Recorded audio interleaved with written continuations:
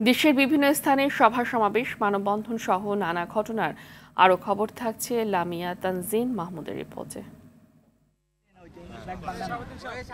ভাঙছে নদী, বিলীন হচ্ছে শত শত ঘরবাড়ি। ভাঙন রোধে দরকার ব্লক স্থাপন, বাঁধ নির্মাণ এবং রেগুলেটর। এ দাবিতে মানববন্ধন করে নোয়াখালীর কোম্পানীগঞ্জ উপজেলার চর এলাহি ইউনিয়নের চর কচ্ছপিয়ার অসংখ্য নারী পুরুষ।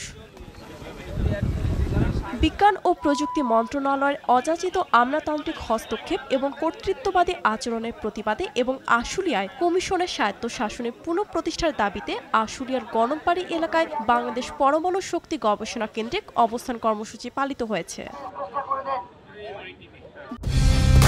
কালার এক্সপার্ট, জর্জ স্যাপ এবং মাইল্ড অন হ্যান্ডস টেকনোলজি সমৃদ্ধ অরিক্স ক্রিস্টাল ওয়াশ আপনার লন্ড্রি এক্সপার্ট।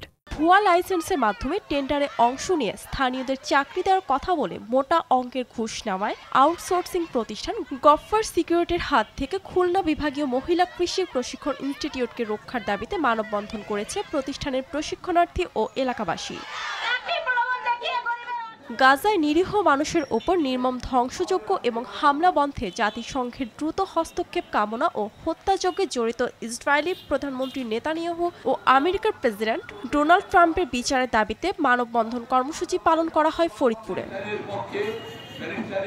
কোনো দলীয় লেজুবৃত্তি নয়, জুলাই গণঅভ্যুত্থানের মধ্য থেকে গড়ে ওঠা ছাত্র সংগঠন বাংলাদেশ গণতান্ত্রিক ছাত্র সংসদ মেহেরপুর সরকারি কলেজ হলরুমে আয়োজিত এক আলোচনা ও মতবিনিময় সভায় কেন্দ্রীয় নেতৃবৃন্দ এ কথাগুলো বলেন।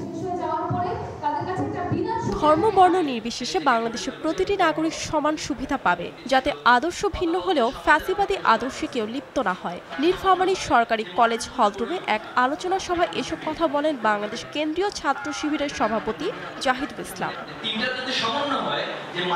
এককালে জাতীয় পার্টির কার্যালয় হিসেবে পরিচিত থাকলেও ৫ আগস্টের পর বাড়িটির পরিচয় শুধুই রেস্টুরেন্ট। তবে এখন জাতীয় সংসদের সাবেক বিরোধী দলীয় নেত্রী বেগম রওশন এরশাদের ময়মনসিংহের সুন্দর মহল নামে পরিচিত বাড়িটিকে দালাল মহল ঘোষণার দাবিতে অনুষ্ঠিত হয়েছে মানববন্ধন।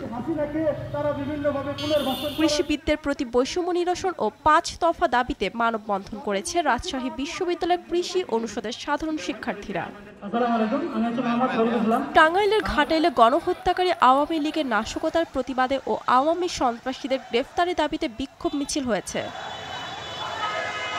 মাদক, সন্ত্রাস, চাঁদাবাজি, ধর্ষণ ও পরিচ্ছন্ন ক্যাম্পাস করতে ঠাকুরগাঁওয়ের ভুল্লি ডিগ্রি কলেজ শাখার ছাত্রদলের উদ্যোগে ক্লিন ভুল্লি কর্মসূচি অনুষ্ঠিত হয়েছে।